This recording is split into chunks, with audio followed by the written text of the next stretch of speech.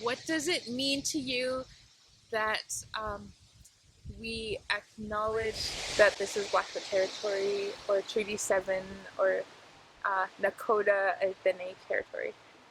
So, I think it's important because I'm a visitor to this land as I'm not, my roots aren't actually from Blackfoot territory or Dene or Stony Nakota territory. And so I believe it's important because it gets everyone to know that you're a visitor to this land. You don't own the land. It's the Blackfoot peoples, it's the Dene peoples, or it's the Tina, it's the Stony Nakota peoples. So yeah, I think it's very important to do that because land acknowledgements are like they're just so important that like you don't own the land and remember you're visiting and treat this land with respect.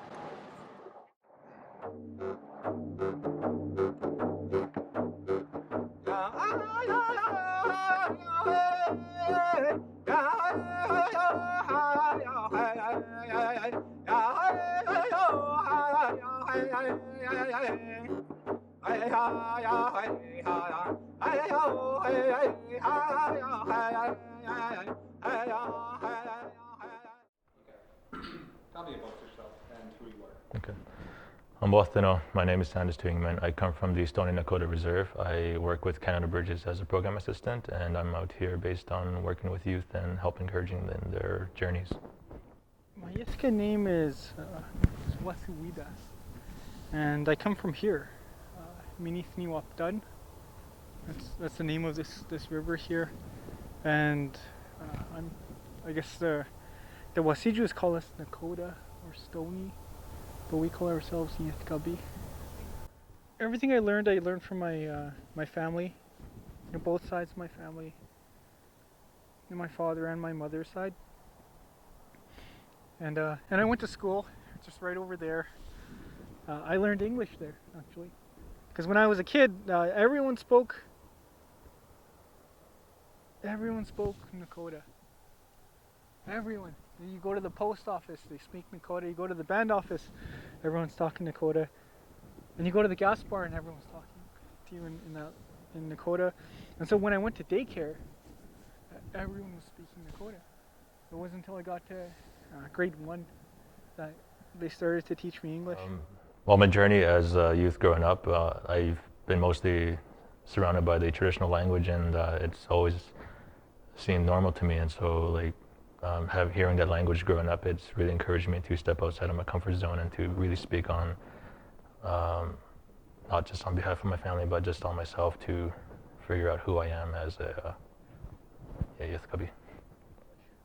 Some of the teachings, I really have to look to find them, and some of them would be like, like the medicine wheel, like exactly what I was saying, like that's something they showed us, and it's so basic in simplicity. It's so beautiful, It's like the mental, the spiritual, the emotional, and in all those teachings, there's ways to do them. There's our smudging, our thanking the earth. We're very humble people, and I know that through my grandmother. Just through her little teaching, she was able to show me.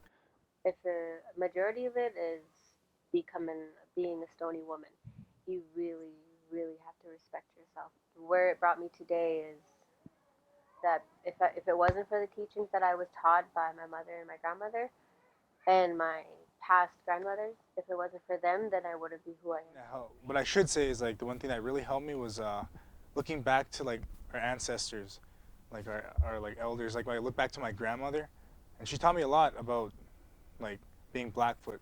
Without her, honestly, without my grandmother, I probably wouldn't even know anything about being Blackfoot. So I feel like being in Alberta and seeing this great tribe and Indigenous people and taking that and applying it to my own personal journey and story and in talking to my family back home who work in this service industry, such as like social services like we do here, telling them, hey, you know what?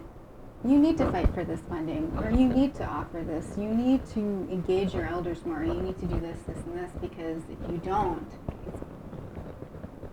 who will recover it if you don't? Indigenous people all across Canada, we're all one family. We all want to be heard, and we all want to find that safe space to celebrate ourselves. And the crazy thing is that we have to search for safe spaces to do that.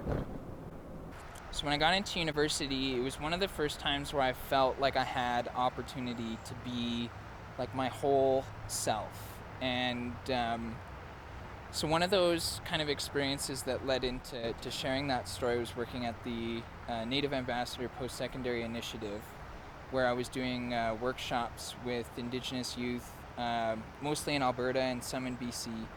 And yeah, it's just like I think when you get an opportunity to share your experiences, especially to a younger generation, where they have an opportunity to listen to what you have to say and to do better, I think that's really informed a lot of my feelings and emotions about what I should be doing with my life. And I am an emerging artist and a cultural tattoo practitioner. So as an emerging artist, I came out with my work this year, participating in galleries and also exhibitions. So that's really great. And I just completed a tattoo residency. So yay! I guess with the tattoo residency, it's more of an Indigenous tattoo revival.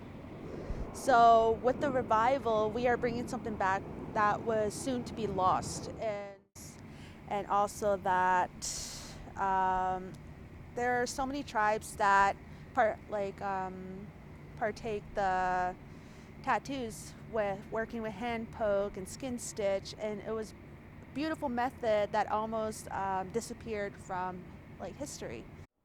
My name is Danielle Mark, and I am a stay-at-home mom.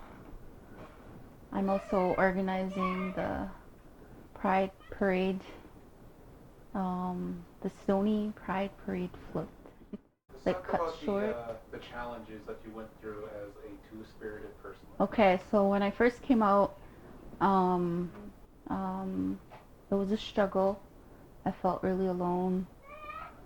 But I have my partner, and there is always losing friends, the smirks, and hearing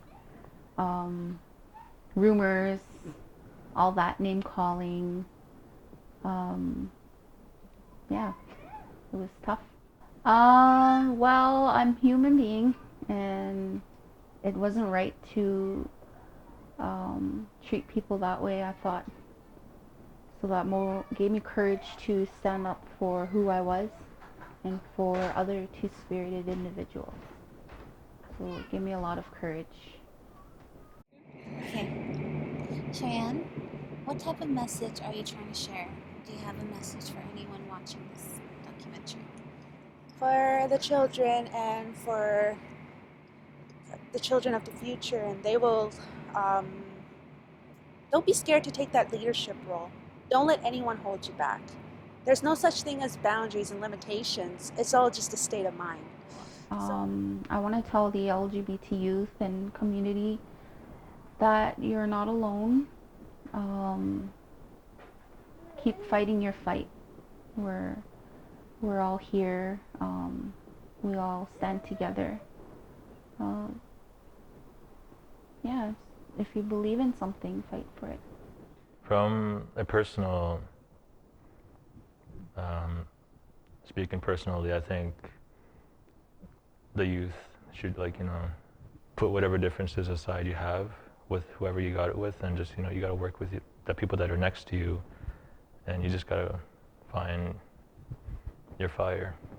There will be so many opportunities, but when the time comes, take it, and to not be so shy. And there will be like a wall that will come when it comes to the time, but you just go and break the wall. And we're always talking about how do you do good research, and the advice there is you need to ground yourself in community. But when half of Indigenous folks in Canada are urban, there's a lot of folks out there that don't have a physical place necessarily to say this is my community, or in the conventional sense when Indigenous people say community, the image of a reservation or out on the land usually comes to life.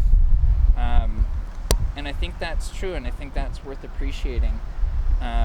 For folks that are in a position like myself, we really have to think about what is community and how are we connecting to our community. And for me, that connection has really come from the people at Mount Royal.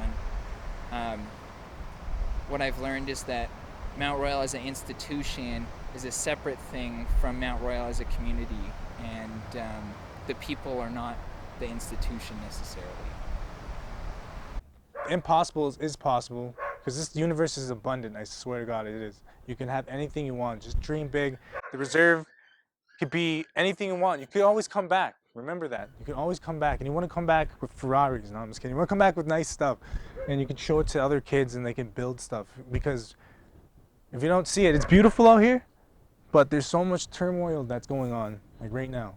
And it's like both physically and spiritually. So it's up to you guys to think big and get us all out of here. Get us up out of this oppression that we're feeling, Start to get us start doing, becoming doctors, becoming lawyers and all that kind of stuff, And making big money where we can actually stop going to the band, where we can start creating our own independent money, New strategic plans, like solar, all kinds of stuff. There's so many things we can do and we have it right in front of us. It's just this crab in a bucket mentality we need to get over. And I mean that, for real. No, but